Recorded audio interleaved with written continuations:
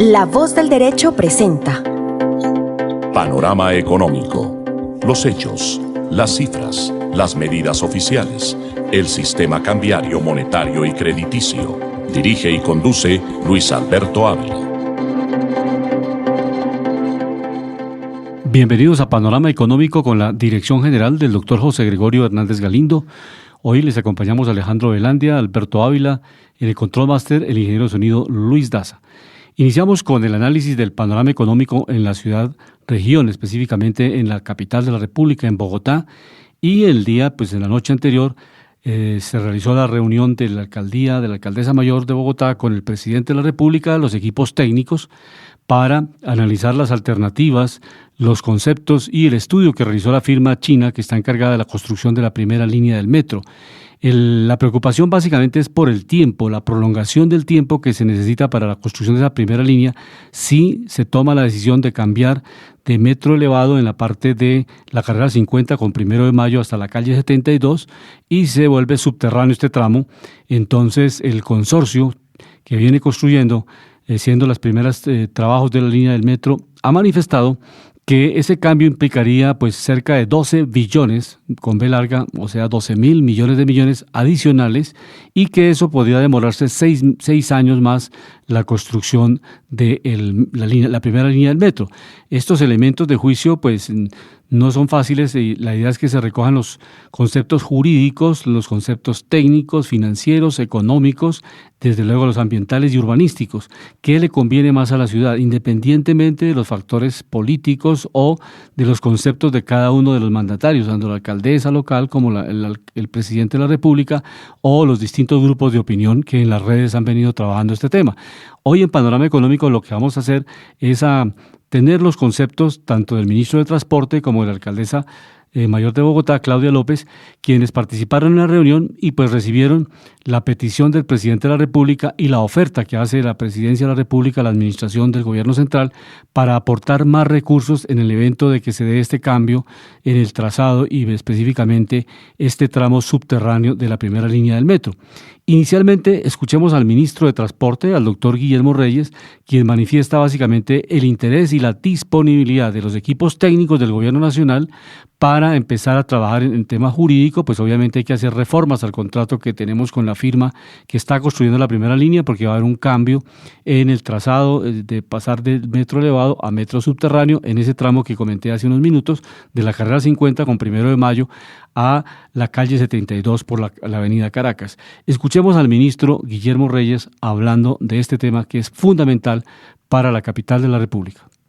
Nosotros desde el punto de vista jurídico, con los conceptos obtenidos que compartiremos con la alcaldía y con el concesionario, vamos a hacer este análisis a la mayor brevedad posible, con seriedad, con responsabilidad como la merita. Y alcaldesa, estamos listos para empezar a trabajar a partir de mañana en compartir estos documentos y en cumplir el propósito del presidente, que no es otro que el que ha expresado la alcaldesa. Y la alcaldesa mayor de Bogotá también tiene sus inquietudes, ¿no? Hay propuestas que realizó el consorcio relacionadas con de la 72 a la 100, o sea, prolongar, porque realmente esta primera línea termina en la calle 72 con la Caracas. El consorcio propone que es más fácil prolongar. Una de las alternativas que ve viable la firma que está haciendo la construcción de la primera línea del metro es que básicamente se prolongue de la 72 a la 100 y que ese tramo sí puede ser subterráneo y que no afectaría tanto el porcentaje. Es que técnicamente, desde el punto de vista contractual, un contrato no se puede adicionar o modificar en un porcentaje superior al 50% del valor del contrato. Entonces, si el caso de la línea en el tramo subterráneo vale 12 billones, está superando el valor del 50% del valor del contrato. Entonces, este es el argumento del consorcio.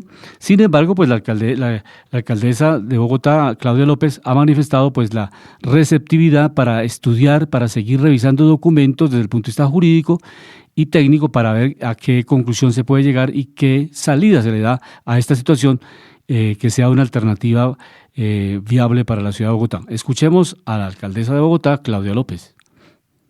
Y financieramente no es la que propone el consorcio, la de adicionar 3.9 kilómetros con 3 estaciones subterráneas de la 72 a la 100. La opción que el señor presidente preferiría es una subterranización desde la estación 8 de la primera línea del metro, en la carrera 50 con 1 de Mayo, hasta la calle 72. Esa es la opción que él preferiría considerar.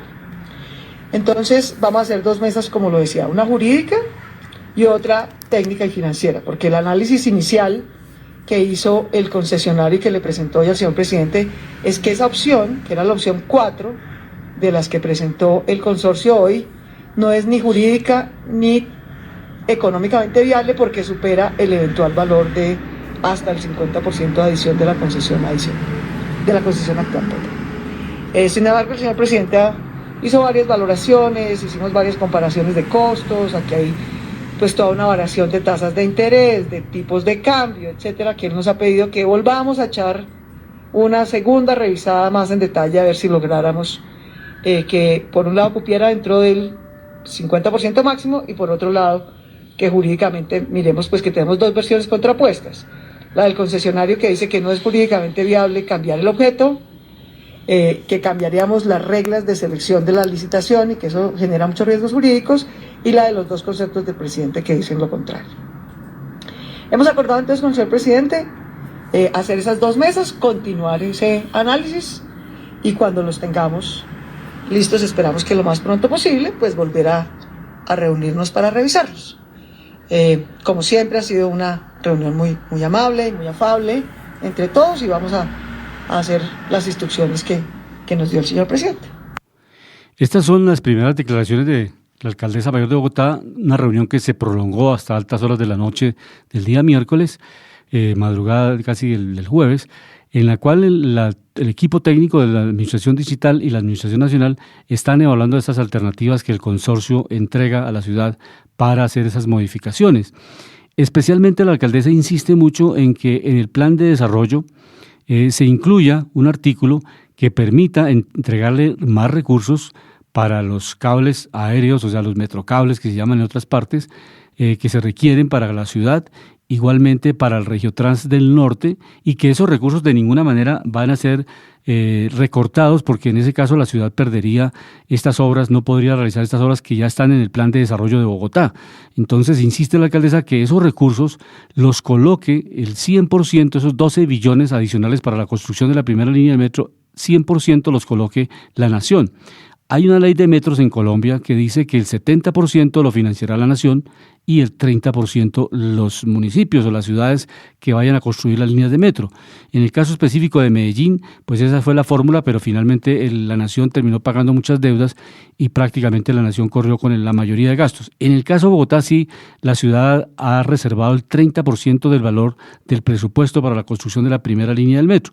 Pero específicamente en esta modificación del diseño que le cuesta o le costará a la ciudad 12 billones adicionales, el presidente ha ofrecido que esos recursos los colocará el 100% la nación. Y bajo esas condiciones, entonces la alcaldesa dice que en el plan de desarrollo se debe modificar esa norma y se debe incluir estos recursos. Escuchemos a la alcaldesa entregando esta información con relación al plan de desarrollo que se presentará al Congreso próximamente, y ahí se presentarán también las modificaciones de financiamiento para la primera línea del metro.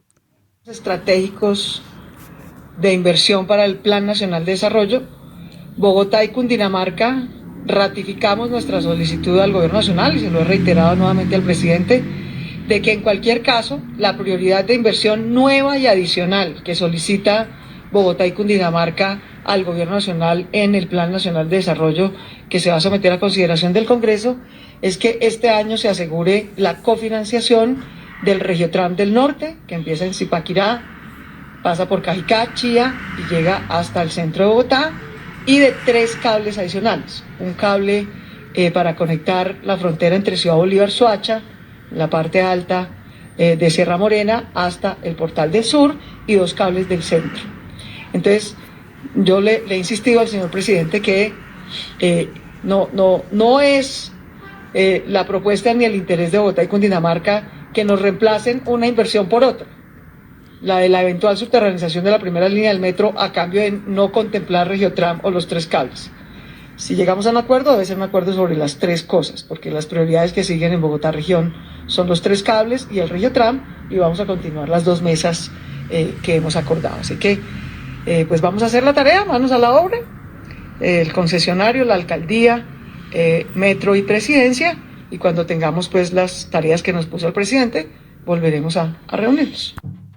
Estas son las declaraciones de la alcaldesa mayor de Bogotá, Claudia López, con relación al plan de desarrollo, cómo en este proyecto de plan que tiene el gobierno nacional, pues se debe hacer las modificaciones respectivas para que no se afecte a la ciudad con los recursos que ya están asignados, y estos recursos adicionales, como les estaba comentando hace algunos segundos, pues se incluyan 100% para que la nación aporte esos 12 billones que se requiere para subterranizar la primera línea de metro, como lo hemos comentado, desde la carrera 50, con la 1 de mayo, hasta la calle 72. Esos es básicamente los avances que se han tenido en estas conversaciones, y se construyeron, se diseñaron, se conformaron unas mesas técnicas que van a seguir trabajando en el tema jurídico. ¿Por qué el tema jurídico? Porque sencillamente, si no se establece unas reglas claras, pues el consorcio, pues más adelante puede demandar al distrito porque le cambiaron los diseños, porque eso no estaba contemplado en el contrato, y tiene que haber una concertación muy adecuada entre el constructor de la primera línea del metro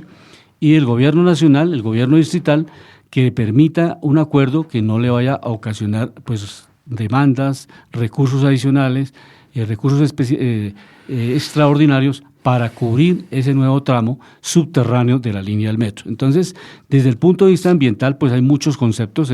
Seguramente que en próximos programas acá en Panorama Económico volveremos a invitar al arquitecto Jaime Ortiz, a muchos expertos en la ciudad, que son urbanistas, diseñadores, para que nos comenten básicamente las ventajas y las limitaciones que hay, porque desde el punto de vista urbanístico, pues obviamente es mejor tener una línea subterránea que una línea elevada, y tener una ciudad moviéndose por debajo de la ciudad y no alterar pues todo el movimiento, máxime cuando tenemos en la Caracas Transmilenio, y quedaría una sobrecarga de oferta de transporte, digamos, de buses y el metro simultáneamente. Entonces, hay unas evaluaciones que van allá más de la coyuntura política, de quién es el presidente o quién es la alcaldesa o alcalde de la ciudad, porque ya los alcaldes en diciembre de este año entregan su mandato, entregan la administración de cada ciudad, y obviamente el siguiente alcalde es el que le corresponde continuar con la construcción de la primera línea del metro, que es una obra de las más importantes para Colombia y específicamente para Bogotá.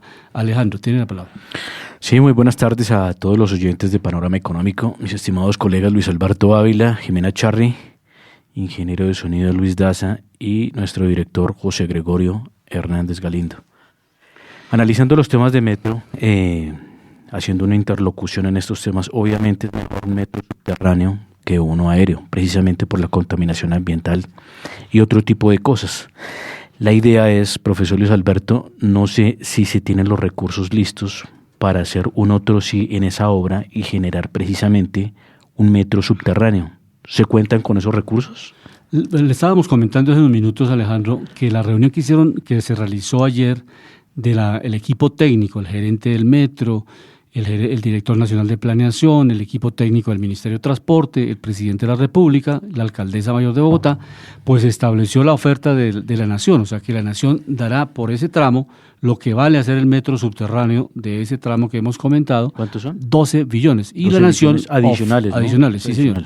Eso es lo que el consorcio chino, la empresa que está construyendo la primera línea, hizo la primera valoración en el estudio que entregó ayer. Dijo, si ustedes toman la decisión de hacerlo subterráneo en ese sector, eso vale 12 billones adicionales. El presidente ofreció esos 12 billones total. O sea, le dijo al distrito, no se preocupen que ustedes no tienen que aportar el 30%. La ley de metros en Colombia, reitero, dice que el 30% lo aportará la ciudad de Bogotá y el 70% la nación. Asimismo es para los metros que se construyan en Medellín o las distintas opciones de líneas de metro que se van construyendo o se van ampliando.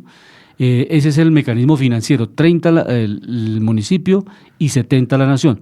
En este caso, como son recursos extraordinarios, que no es responsabilidad del distrito, sino es una petición del presidente, porque él siempre ha manifestado que esa parte, ese sector de la Caracas, queda de manera urbanística, ambiental, mejor subterranizar la línea del metro y pues obviamente no generar esa duplicidad de funcionamiento, o sea, línea de metro y encima pues obviamente el metro y el Transmilenio simultáneamente. Entonces, de acuerdo, aunque pues entre mejor oferta, mejor para el ciudadano, ¿no? No, claro. Eso pasa como cuando un ser humano entra a un supermercado o un hipermercado y encuentra una serie de productos, pues escoge el que más le conviene. No. En eso, pues me parece que es atractivo, y hay algo que me parece positivo, es que el metro debería tener prelación por encima de un Transmilenio. Hay que agradecerle a Transmilenio todo lo que ha tenido, pero pues obviamente es importante que una ciudad como Bogotá en pleno año 2023 pues tenga un metro, y ojalá con los chinos se haga un metro de verdad también de alta eficiencia, de alta velocidad. Igual como el tema del metro, el tren de cercanías, ¿no? Que es importante para Bogotá y para el desarrollo de la zona. Recordemos que muchas empresas de Bogotá se fueron a migrar precisamente a los pueblos aledaños a Bogotá, ¿no? Que son como Mosquera, Madrid, Chía y muchos, Cota, Cajicá y muchos otros, donde muchas empresas y muchas fábricas llevaron precisamente su producción por el tema de exención de impuestos, ¿no? Entonces Bogotá también se tiene que volver atractivo, no solo en tema de movilidad, porque no sé si vio la estadística, profesor Luis Alberto, que Bogotá es de las ciudades más lentas del mundo y de Latinoamérica con respecto al tema del tráfico. Sí, precisamente la próxima semana vienen a Colombia 13 expertos mundiales en materia de movilidad. Eso es bien interesante porque uno no quiere decir que acá no haya expertos en Colombia. Aquí existen facultades de ingeniería de vías y transportes, hay maestría, hay doctorado inclusive en transporte aquí en Colombia. Pero entonces, ¿qué nos ha pasado? Pero no, lo que falta es básicamente, uno viaja por el país, o sea, cuando uno va a municipios pequeños y todo el país tiene un problema gravísimo de infraestructura. Los municipios pequeños usted encuentra la plaza principal, la cancha de baloncesto, la iglesia. Pero hablando de Bogotá, usted sabe que, por ejemplo, Bogotá tributa mucho dinero. No, claro, ¿sí? Eso es cierto, pero lamentablemente no se tomaron las decisiones a tiempo. Si usted toma una decisión de priorizar, desde que vino la Agencia Internacional de Transporte y de Asesoría de Japón, JICA, vino y lo primero que le dijo desde el alcalde, desde la primera alcaldía de Peñalosa y mucho tiempo atrás. Dice que desde los años 60 estamos en eso. Lo primero que le dijeron es el metro es una prioridad para la ciudad. Y obviamente todas las administraciones empezaron a hacer soluciones de transporte con buses, con latas, que esa no es la solución integral. Lo que Bogotá debía tener hace 30, 40, 50 años era una espina dorsal de 5 o 6 líneas de metro subterráneos que moviera la ciudad debajo de la principales. Ciudad. Entonces, esa era la alternativa, pero no se priorizó eso. Se pensó que con movilidad de bus, y además en Bogotá también ha habido presiones políticas muy fuertes de los transportadores. O sea, si pero usted sabe por qué sucedía eso, ¿no? Cuando estaba, por ejemplo, la familia Cortés. ¿Por qué se priorizó precisamente el transporte público por encima del metro? Sí, por eso. Entonces hay unos intereses económicos. Obviamente las familias políticas, que pues no es importante nombrarlo acá, muchas familias políticas, ¿sí? Porque es que muchos usan la política para hacer negocios, que debería estar prohibido, ¿sí? Eran dueños de muchas empresas de buses, ¿no? De transporte, claro. Entonces, obviamente, ¿quién es el beneficiado? Pero a costa también del desarrollo de qué? De la ciudad. ¿No? Exacto. Entonces, ahí hay un represamiento. El otro factor oficial es el tema financiero. O sea, no ha habido una posibilidad de construir un modelo financiero que le permita a la ciudad tener unos recursos extraordinarios, más allá de los impuestos que son importantes, necesarísimos, indispensables, pero un modelo financiero que le permita captar unos recursos o nacionales o internacionales para hacer esas mega obras que se necesitan, porque obviamente el músculo financiero para hacer 5 o 6 líneas de metro es muy grande, entonces hay que apelar a capital internacional o a unos mecanismos financieros muy novedosos. No, y también saber el momento. Y también, profesor Luis Alberto, saber el momento exacto. Por ejemplo, si nosotros tenemos un dólar a 1.700, pues obviamente nos sale más barata la obra que a 5.000 pesos, ¿no? Claro. Entonces es saber precisamente con esos técnicos financieros y de viabilidad de proyecto, es saber en qué momento se hace la obra para que salga más barata, ¿no? Y otra cosa que le iba a comentar al profesor Luis Alberto, que es importante decirle a los chinos que hagan transferencia tecnológica, ¿no? ¿Por qué? Porque no siempre tenemos que estar necesitando de ellos para hacer mantenimiento, para hacer desarrollo y más temas de movilidad, ¿no? Porque es importante, recordemos que los chinos, si bien es importante tenerlos como socios comerciales a nivel global, es importante tener en cuenta que no dependamos también precisamente de una nación como los chinos. Recordemos que los chinos tienen cosas muy positivas, pero también tienen otras que hay que mirar muy bien, que es ese tema radical de política, ¿sí? Hay un tema para Bogotá en este panorama económico distrital que hace referencia a lo del plan plurianual de inversiones. Los bogotanos en las distintas encuestas, Bogotá cómo vamos, en las distintas audiencias públicas que se desarrollan en la ciudad de Bogotá, han pedido que la seguridad humana tenga muy buenos recursos, porque las cifras preliminares han estimado básicamente que el plan plurianual de inversiones en el distrito capital llegarán a la suma de 119,6 billones. 119.000 millones de millones. O sea, la ciudad tiene unos recursos muy importantes, pero hay que priorizarlos porque las necesidades son, pues obviamente, mayores. Así como la ciudad es la de mejor presupuesto en Colombia. Ninguna ciudad en Colombia tiene el presupuesto que tiene Bogotá. Pero obviamente son insuficientes.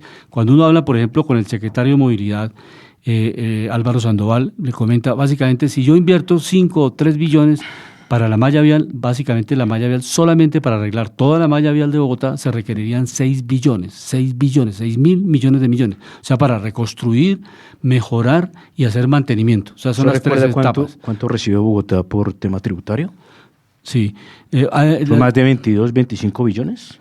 Sí, pero eso está no sé si recursos de transferencias. Yo no sé si ahí estamos contando con el tema de valorización, ¿no? Sí, y los recursos también de transferencia, lo que es el Sistema General de Participaciones y las transferencias, también. No solamente de impuestos, porque no alcanza, eso sí no alcanza a ese monto. Adicional, profesor Luis Alberto, de que Bogotá hace parte de 3 compañías que generan también dividendos y ganancias, como la empresa de energía de Bogotá, que es muy buena, la empresa de comunicaciones, que es la ETB, sí, y la empresa de acueducto. Vale. Si se da cuenta, por eso es que es tan interesante tener también empresas que alimenten el distrito y no sobre todo el tema de los impuestos.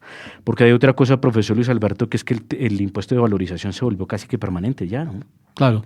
No, es cíclico, pero recientemente... Ya no está llegando ni cada 5 ni cada 10 años, sino cada 2 años o cada año. Depende del plan de obras que se tenga, porque tiene que pasar por el Consejo, cada plan de obras tiene una aprobación del Consejo, entonces no es que sea tan fácil pasar programas de valorización permanentemente, eso hace unos tiempos regulares y todo tiene que aprobar el Consejo de Bogotá, y ese plan de valorización tiene que presentarse las obras específicas para las cuales se va a hacer la inversión. Pero yo creo que vamos avanzando en el panorama económico para tomar el panorama nacional que está pasando en Colombia. Nosotros hoy vamos a tener la visión, y obviamente ya empezó la ministra de Salud, Carolina Corcho, a entregar los detalles de lo que será la reforma de la salud en Colombia. Como la semana pasada le dedicamos un buen tiempo al tema de la reforma pensional, también en los próximos programas le estamos anunciando a nuestra audiencia, a nuestros seguidores en las distintas redes sociales, que también estaremos invitando a los distintos actores, por ejemplo, a la Asociación Colombiana de las EPS, para que tengan sus conceptos, sus observaciones frente a la reforma al sistema de salud, porque ellos están planteando que, por ejemplo, las IPS algunas desaparecerán porque no tendrán el músculo financiero para seguir compitiendo. En fin, hay muchos reparos al proyecto de reforma al sistema de salud, pero hoy específicamente en el programa tendremos la voz de la ministra de Salud, Carolina Corcho, que viene pues argumentando cuáles son los elementos importantes de esta reforma a la salud. Escuchemos a la ministra de Salud, Carolina Corcho. La UPC se calcula con un estudio que se hace respecto a los reportes de las EPS de cuáles fueron los procedimientos y las frecuencias de uso que se hizo del sistema de salud. Entonces, un departamento como el Guainía, el Baupés, el Amazonas, el paciente, la gente no va porque no tiene la plata, no tiene el transporte, entonces... A veces porque no tiene el médico. Pues, nosotros llevamos 4 meses y dijimos, no, esto tiene que cambiar. De hecho, mi discusión, y eso logré de alguna manera ganarlo, es no podemos mantener una UPC diferencial en Colombia. No puede ser posible que sea distinta la UPC del régimen contributivo y el régimen subsidiado, porque somos igual seres humanos y esto es un derecho fundamental que debe ser universal e igualitario. Entonces, en ese sentido, después de muchas discusiones, esto no es fácil, logramos que hubiera un aumento igual de 16%. Eso no había pasado en Colombia, porque generalmente el que más usa es al que más le dan. Y nosotros necesitamos dar más en estos departamentos, aumentar más la UPC en la zona dispersa, porque ya es más costoso el servicio, porque me va a costar más el especialista, porque el especialista yo tengo que tener unos incentivos, pero además, mira Daniel lo que pasó en este sistema. En todo sistema de seguros, si tú tienes un seguro de carros, ese seguro de carros tiene que hacer prevención para que no se robe el carro, para que no le toque pagar. Este sistema no tiene incentivos a la prevención, porque como todos facturan contra el Estado, como el administrador no tiene que pagar si no es el Estado, entonces la UPC no tiene un incentivo a la prevención. Eso hace una forma de financiación muy perversa, que también la reforma pretende modificar esa forma de financiación para que los recursos sean distribuidos de manera equitativa y haya un reconocimiento. Por ejemplo, mira Daniel, por ejemplo, en este sistema de salud no son viables las camas de pediatría ni las camas de las maternas. Imagínense, pues, no son viables financieramente. Eso es imposible en un Estado social y democrático de derecho. Entonces lo que nosotros pretendemos es recalcular la UPC con incentivos, una parte importante se va a ir para prevención. Nosotros aspiramos que a 10 años, de acuerdo a los cálculos y proyecciones económicas que estamos haciendo con el DNP, nosotros podamos tener el 27% de los recursos de la salud en el nivel primario y preventivo. Eso no ocurre un día para otro, porque tienes que formar el personal, tienes que ir avanzando en las zonas rurales, motivar a los médicos que se vayan para allá, que hacer unos cambios en la UPC para que haya más plata en esas zonas, en esa Colombia profunda. Todo eso es de lo que estamos hablando en la reforma. Estos son los planteamientos iniciales de la ministra de Salud frente a la reforma que se va a presentar al Congreso de la República. Como lo hemos manifestado acá en Panorama Económico, es el Congreso de Colombia, así como se presentó la reforma tributaria, allá es donde se hace el debate, los ciudadanos pueden participar en las audiencias públicas, pueden participar los gremios, la Asociación Colombiana de Salud Pública. Exactamente, para que la gente entienda cuál es el cambio que se quiere hacer. Básicamente, lo siguiente es, el cambio central es que los recursos no los manejen intermediarios financieros, o sea que el gobierno le gire a las EPS, que son intermediarias financieras, para que las EPS le giren a las IPS, que son los operadores del sistema. La idea es quitar la EPS para dejar directo a la IPS. Llegar directo al operador del sistema, quienes son los que prestan realmente el servicio. Y como lo ha expresado la ministra, ahora más adelante lo escuchamos también en otra intervención, otra grabación, es básicamente que las EPS siguen prestando un servicio, pero es el servicio estrictamente médico, asistencial y de todos los programas de salud que tienen que es la labor de ellos misional. No son intermediarias financieras, no son bancos. IPS. Las EPS siguen. Por ejemplo, la ministra esta mañana... Pero la EPS no es la que recibe el dinero para dárselo a la IPS. A la IPS, eso es lo que se va a suprimir. Entonces, que sea directo quitando la IPS administradora para dejar la IPS del régimen de salud. Que sea de gobierno IPS. Exactamente. ADRES, que se llama la administradora de los recursos del sistema de salud, ADRES, es la que directamente ya dice que está preparándose tecnológicamente para hacer los giros que en este momento los está haciendo. Lo que pasa es que se ha hecho el cuadro financiero para mirar cuánto es la economía. Se los entrega a las EPS. Si se quita ese intermediario del mercado. Sí, entonces esas obviamente cuando le van a quitar un negocio a una persona pues dicen, lógico. Lo que pasa es que uno compara la economía colombiana y los empresarios lo que han hecho es tradicionalmente usar los recursos del Estado para hacer negocios y no como hacen por ejemplo Microsoft, que son innovadores, está bien Google, que lo hagan para hacer negocios, pero generando un valor agregado. Exacto, y como no una carga burocrática ni un bolsillo roto, que es otra cosa, ¿no? O una construcción de una cancha de golf como lo hizo Salucop con el señor que estaba al frente de Salucó en su momento. Que hubo un desfalque de 4 billones de pesos. Exacto, entonces eso es lo que se está buscando, que se rompa esa intermediación y se llegue directamente con esos recursos, porque a veces las EPS no le giran a las IPS y las IPS se quiebran, o los hospitales públicos que también le prestan servicios a las EPS. Una EPS llega... ¿Hay una oficina que controle esos recursos? Sí, hay manejos de auditoría, de revisorías del sistema de salud. Entonces ella, por ejemplo, esa es una pregunta que en la rueda de prensa se le hacía a la ministra, básicamente, qué pasaba con, obviamente, cómo se van a elegir esos auditores, que no se conviertan que el auditor es representante del Partido Conservador o del Partido Liberal, sino que sea un proceso meritocrático que está establecido y que va a quedar en el sistema de salud, que es todo un proceso que tiene que darse para que llegue una carrera administrativa y permita que sean técnicos que estén ejerciendo un rol de control. Exacto. Entonces, eso básicamente lo va a hacer. Y este momento está funcionando ya la administradora del régimen o de los recursos del Estado, ADRES, ya funciona. Pues esa entidad es la que le gira la plata a las EPS. Entonces, lo que va a decir nosotros que vamos a hacer el papel de, pues, el bobito, girando una plata para que usted haga negocio con esa plata, ponga una plata a funcionar financieramente, demore las facturas en pagarlas. Sí, simplemente sea un filtro y no más. No más. Entonces, no, lo vamos a hacer directamente al prestador del servicio. Sí, simplemente un filtro intermediador de caja. Exactamente. No, esa es básicamente la aclaración que dice. Y la ministra también dice en la rueda de prensa que básicamente no se va a estatizar la salud, que se va a hacer es un proceso de un sistema público, más no estatizado, porque se va a crear un consejo ¿Público en qué sentido? Público en el sentido que pueden haber clínicas privadas, claro, ¿no? Que sí, público es en el sentido que es el servicio para la gente público, pero que los actores van a ser clínicas privadas, las EPS privadas. La ministra lo dijo esta mañana en la rueda de prensa, que ella está afiliada a Sanitas. De una vez dio la noticia, yo estoy afiliada a una EPS privada. O sea, que no vayan a tener ningún miedo que yo lo estoy persiguiendo a ninguna EPS. Ellas van a seguir funcionando, pero como operadoras de servicios médicos. O sea, que eso en pocas palabras haría que el sistema fuera más barato, ¿cierto? Exacto, a baja costo. Es la lógica. Esa es la idea, que los costos de intermediación ya se los ahorra el Estado y eso puede servir para ampliar el servicio, como ella dice, en la Colombia profunda, donde no tienen los servicios, un campesino no tiene un servicio de una EPS porque no llega ya a la EPS, porque para allá no es negocio.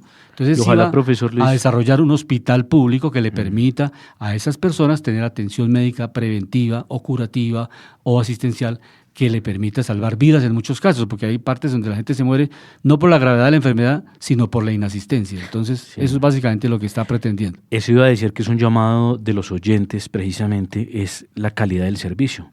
¿Por qué si es un servicio público tiene que ser deficiente? ¿Por qué si es un servicio público el médico, la enfermera y muchos funcionarios no toman el rol como si estuvieran en una compañía privada donde tienen que exigir resultados con los clientes? Exactamente. ¿Sí? Que son los que los sirven, que esos son las quejas. ¿Por qué las citas tan demoradas? ¿Por qué el servicio de entrada hasta por urgencia es tan deficiente? ¿Sí? Entonces, que se cumpla precisamente con un tema de educación, de decirle precisamente a los del sector de salud, a los que controlan, a los que administran esto, darles cursos de humanización, darles cursos de servicio al cliente, porque ellos están es para servir precisamente a esos clientes que llegan y que obviamente son dolientes, ¿no?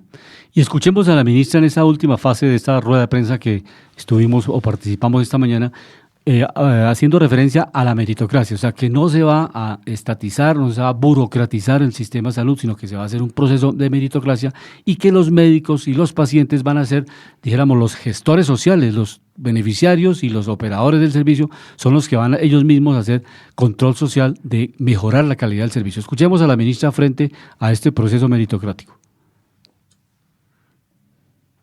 Y ahí se murió la persona. Esto es lo que no va a pasar aquí. Aquí no van a tener poder los gobernadores y los alcaldes. Son los médicos los que van a tener poder. Porque bueno, aquí si no el gobernador controla el prestadores privados. Entonces lo que te quiero decir es que también dentro de la reforma hay un capítulo para controlar ese hospital público. Nosotros vamos a proponer el concurso meritocrático para la selección de los gerentes. Un examen único nacional, no regional, para que se pongan unas exigencias de la función pública para elegir esos gerentes.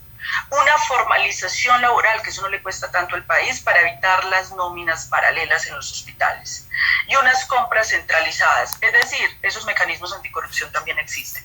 Pero además vamos a descentralizar a la Superintendencia de Salud para que tenga un control sobre todo el sistema, sobre lo público y sobre lo privado. Ahora, sobre tu pregunta, es que aquí el que tiene el poder es el médico. Con la orden del médico a usted le tienen que hacer el procedimiento. ¿Quién va a regular ese médico? Otro médico más especializado que le va a decir, mira todo lo que estás mandando, esto no es necesario, esto se puede resolver de esta manera porque tenemos que hacer un equilibrio entre la justicia distributiva del sistema y el ejercicio médico. Pero aquí no va a haber gente diciendo, es que esperemos a ver si autorizamos esto. No, prevalece el médico y de manera posterior, sin que esto altere la atención del paciente, hay ese control que lo hace ese otro profesional de la salud. Pero además, Daniel, y esto no lo tiene el actual sistema, va a haber una regulación tarifaria. Entonces, imagínate lo perverso en Colombia, que aquí le entregamos plata a un administrador, ese administrador tiene su clínica, el administrador se paga a sí mismo cualquier cifra. Y aparte de eso, los sistemas, aquí hay en este sistema de salud hay demasiado contrato leonino.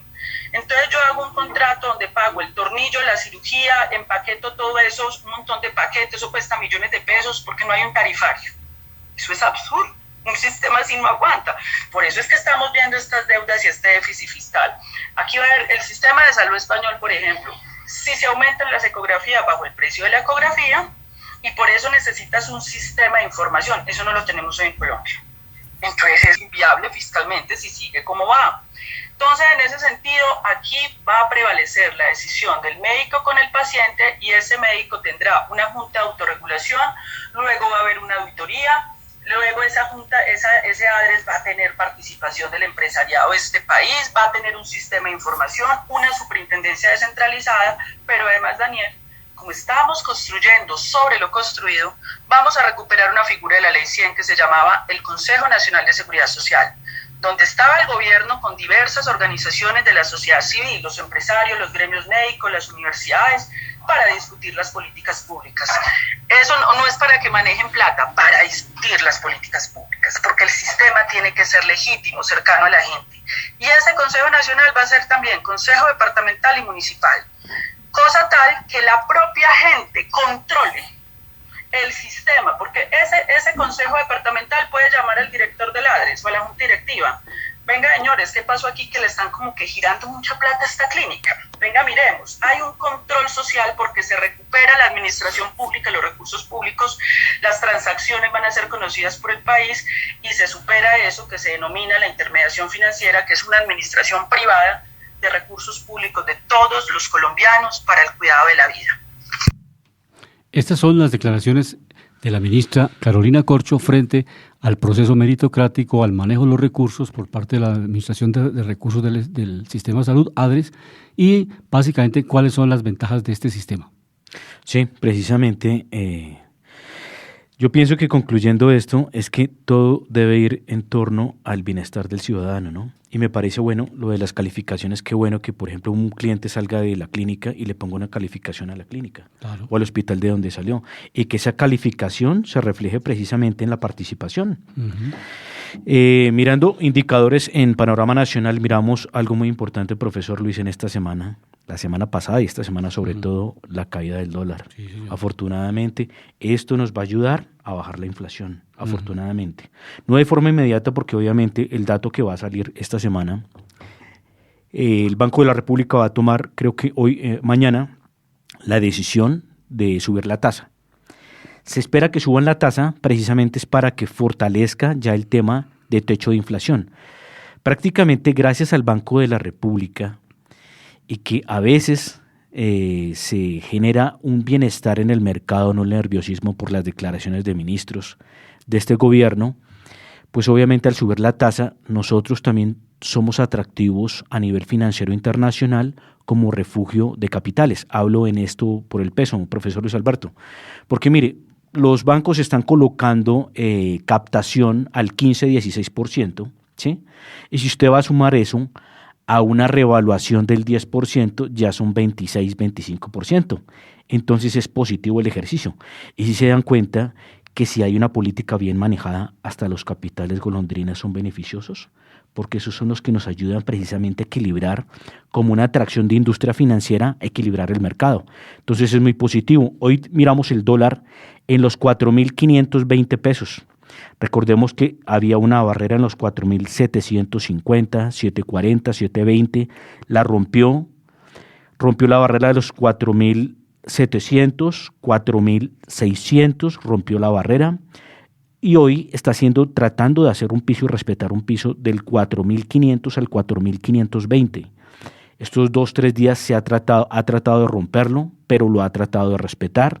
Pero la verdad, como se ve una tendencia tan fuerte, puede que hasta este psicológico fuerte de los 4.500 lo pueda romper en próximos días.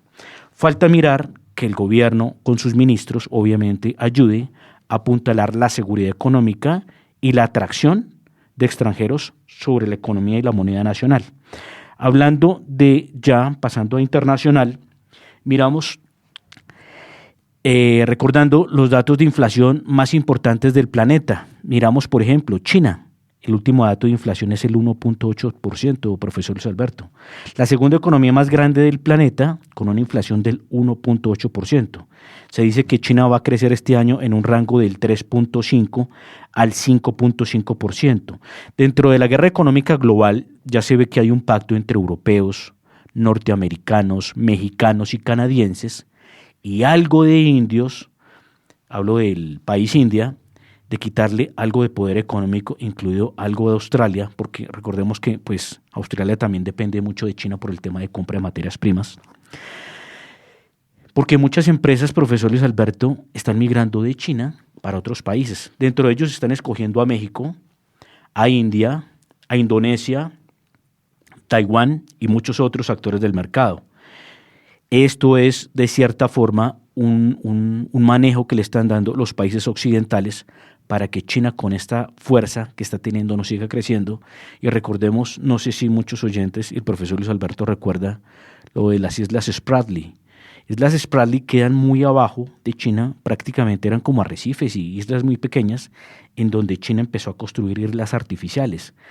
Pero una vez construidas islas artificiales, empezó a reclamar todo ese territorio como suyo, dentro de un mar que queda pues a más de 1.000 kilómetros, 1.500 kilómetros de sus costas, ¿no? Uh-huh. Entonces, tratando de proteger la ruta, supuestamente, la ruta de la seda, que ellos tanto quieren manejar el comercio global, pero con esto están afectando a Vietnam, a Filipinas, a muchos de sus vecinos. Y prácticamente quieren dominar esa zona que es tan estratégica para manejar las rutas de comercio de Taiwán, de Japón y de muchos otros países que quedan en la región también como Indonesia, Filipinas y Vietnam. Miramos el segundo país con la inflación más baja del mundo dentro de las economías grandes. Vemos a Suiza con 2.8%, Arabia Saudita 3.3%. Arabia Saudita viene a ser un protagonista muy importante en estos momentos porque empezó a tener una política de cambio, algo social y desarrollo económico para diversificar su economía. Van a tener un cambio, un paralelo, algo muy parecido a lo que hizo Emiratos Árabes. Van a diversificar su economía en muchos sectores, dentro de ellos incluido el turismo, centro financiero, centro logístico y centro energético de derivación de canasta a nivel global. Recordemos que Arabia Saudita también está invirtiendo mucho en tecnología limpia. ¿Pero sabe para qué lo están haciendo? Para exportar más petróleo. Entonces, porque ellos se están dando cuenta de los petróleos más apetecidos en el mundo es el de Arabia Saudita, porque el costo de producción es muy bajo. Más sin embargo, por el tema de finanzas, gasto fiscal, pues tiene que tener un precio alto. Y recientemente, pues obviamente ellos son un eje principal de la Organización de Países Exportadores de Petróleo, la OPEP, y ellos están hablando de hacer otro posible recorte precisamente para mantener precios. Recordemos que veníamos de precios de $120, estamos rondeando precios de $70 y $80. Otro país con inflación baja a nivel global de los que le sigue, Japón 4%, Corea del Sur 5%, Indonesia 5.51%. Recordemos que Indonesia es uno de los países más poblados de la Tierra, tiene más de 200 millones de habitantes y dice que va a ser uno de los protagonistas dentro de los próximos años. España 5.7%, India 5.72% y Brasil, profesor Luis Alberto, esto es un ejemplo, con tasas altas lograron bajar mucho su inflación. Ya bajó al 5.79% de estar en inflaciones del 12, 13 y 14. Entonces es positivo. Pero ahora vamos a mirar los países con la inflación más alta. Dentro de los que están en la última lista, Argentina 94.8%, Turquía 64.27%, Rusia 11.9%. Pero por aquí no aparece Colombia, pero Colombia, recordemos que la inflación pues viene creciendo. Con lo que está pasando con el dólar, pues se espera que la inflación tienda a ceder. Se espera que el Banco de la República mañana en su reunión pueda subir las tasas y pueda ayudar a que pues la moneda se siga valorizando y la inflación siga cediendo. Recordamos, por ejemplo, Venezuela tiene una inflación de 156%, profesor Luis Alberto. Y sigue países como Cuba 40.26%, Haití 47.2%, Surinam 54.56%.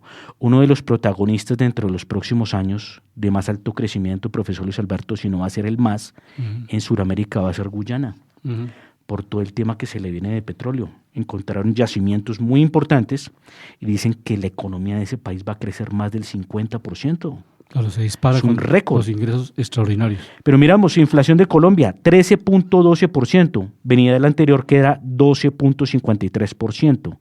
Está dentro de las más altas del mundo, ¿no? Esperemos que con esto que está sucediendo pueda ceder en el tema de inflación. Y Chile, otra inflación que está más baja que la de Colombia, 12.8%, Nicaragua 11.59%, Honduras 9.8% y Perú con 8.46%. Sí, hay unos elementos importantes también en este análisis internacional en panorama económico. Hace referencia a lo que dice una firma importante a nivel de continental, Bloomberg, que viene planteando que la posibilidad de crear una moneda única está muy lejos, o sea que realmente no es una opción cercana. ¿Moneda única global o regional? La moneda única latinoamericana, o sea que tengamos una moneda regional que permita esas transacciones comerciales. Recordémosle, perdón, profesor Luis Alberto, recordémosle a los oyentes que Bloomberg es precisamente una de las plataformas más grandes del planeta a nivel financiero, y que son las que utilizan precisamente todos los bancos, los intermediarios del mercado, los inversionistas y todo este tipo de agentes de mercado. Agentes de mercado. Entonces, ellos, Bloomberg, han venido planteando que no es factible en el corto plazo tener una moneda única, porque pues obviamente no hay unas políticas fiscales homogéneas en América Latina. O sea, es muy distinto hablar de Argentina, hablar de Venezuela, hablar de Perú, hablar de Colombia. Entonces, que lo ven muy difícil que realmente lleguemos a ese acuerdo. Además, la experiencia de la Unión Europea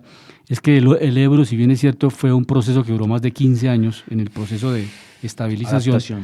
Además de eso, varios analistas y comentaristas e escritores de literatura económica han manifestado que el euro realmente tampoco generó una empatía económica de todos los países. Por el contrario, países de menor desarrollo, de más baja productividad, no han podido funcionar. Portugal, porque obviamente con un euro costoso, los productos que exportaban antes más baratos con su moneda local, ahora se encarecieron porque el euro es costoso y estos países perdieron competitividad exportadora. Entonces ellos están muy quebrados, muy difícil, la situación económica es muy difícil porque no tienen el mismo nivel tecnológico que tiene Alemania, Francia, el mismo Italia, para ser competitivos en otros sectores que no lo tienen ni Portugal ni otros países como Grecia. Pero mire, curiosamente, profesor Luis Alberto, que Portugal vienen diciendo que va a ser uno de los países que mejor le va a ir en los próximos años en la zona euro. ¿Sabe por qué? Por los cambios políticos y económicos que viene haciendo. Eso lo hizo Irlanda. Mire, Irlanda estaba quebrado, el Banco de Irlanda estaba muy mal. Hicieron cambios y hoy es uno de los países más atractivos a nivel mundial. Dicen que Portugal en este momento está haciendo ciertos cambios y se va a volver uno de los países atractivos. Muchos están aprendiendo las lecciones. Irlanda es un país que no es rico en materias primas, no es un país que sea ubicado geoestratégicamente con un plus como puede ser un puerto como un Panamá, bueno, cosas de ese tipo, pero mire que con los cambios se puede generar riqueza, porque es que lo importante es atraer la inversión y, por otro lado, el buen manejo de las finanzas públicas. Recordemos que casos exitosos, por ejemplo, de Irlanda, empresas nacionales, porque muchos van a decir, claro, que vengan los inversionistas internacionales y son solo dineros foráneos y todo se queda en manos extranjeras. No, mire el caso de Ryanair, de las aerolíneas más exitosas a nivel global y de Europa, profesor Luis Alberto. Bajando costos, generaron mucha productividad, ayudaron al tema de desarrollo socioeconómico y también generaron mucho lucro, muchas utilidades. Esto para el caso de Ryanair. Seguimos, por ejemplo, profesor Luis Alberto, algo que está muy adaptado a la inflación, corto, las tasas de interés de los países más importantes del mundo. Recordemos que Estados Unidos está en el 4.50%. La reunión, porque es que estas dos son paralelas, de ahí influye también la caída o la subida del dólar, es ya el 1 de febrero, la próxima semana. Recordemos que el Banco de la República es mañana. Entonces al Banco de la República le conviene adelantarse a la FED, precisamente para poder proteger precisamente la moneda. Banco Central Europeo, 2.50%, la reunión es 2 de febrero. Para revisión de tasa, Banco del Reino Unido, 3.50%, Suiza 1%, Canadá 4.50%. Recordemos que estas economías están dentro del G20. Japón, tercera economía del mundo, menos 0.10%. Japón, profesor Luis Alberto, lleva 30 años estancado, sin crecimiento. Sí. Si los japoneses no arreglan dos cosas, que es el tema de la población que está decreciendo, y si no generan más políticas de desarrollo, de competitividad, y si no mejoran el tema de la deuda, pueden caer. Un colapso económico. Pueden caer económicamente, claro, porque llevan 30 años estancados sin crecimiento. El tema de Rusia, tasa 7.50%. La India, que viene creciendo mucho, profesor Luis Alberto, la India ya está dentro de los 5 países con el Producto Interno Bruto per cápita global más alto del planeta. El tema de China, tasa 3.65%.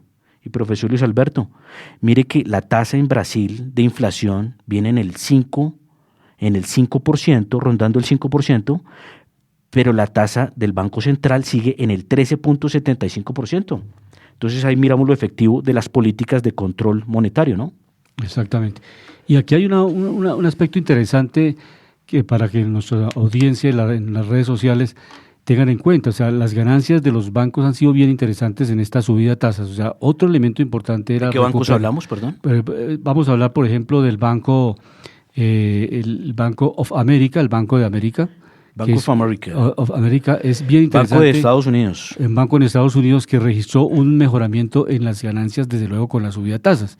¿Tiene la cifra, profesor? No tengo la cifra detallada, pero lo importante es el fenómeno como tal, el hecho, el contexto económico. O sea, suben las tasas y las tasas, desde luego, que contraen el consumo, porque muchos autores dicen otra forma de que los bancos centrales puedan contraer el consumo es subir, obviamente, el encaje bancario. En la medida que usted lleve 5.000 o 10.000 millones al banco, el encaje suba del 8 al 10, al 12, al 15%. O sea, es otra forma de restringir el circulante, que es lo que se quiere, ¿no? Exactamente. Porque es que lo que se quiere a través de esas políticas es controlar el circulante en el mercado para que caiga esa masa. Exactamente. Entonces, esa es otra fórmula que tienen los bancos hace muchos años, que es básicamente controlar ese encaje bancario. O sea, subir el encaje quiere decir recoger dinero del circulante y dejarlo en caja. Exactamente. No, de 5.000, el 20% no se puede prestar y el 20% son 1.000 millones y 4.000 sí se le puede prestar al público. Claro. Entonces, pero la rentabilidad del banco se afecta, ¿no, profesor Luis? Claro, desde luego que se afecta la rentabilidad del banco, pero entonces... Porque es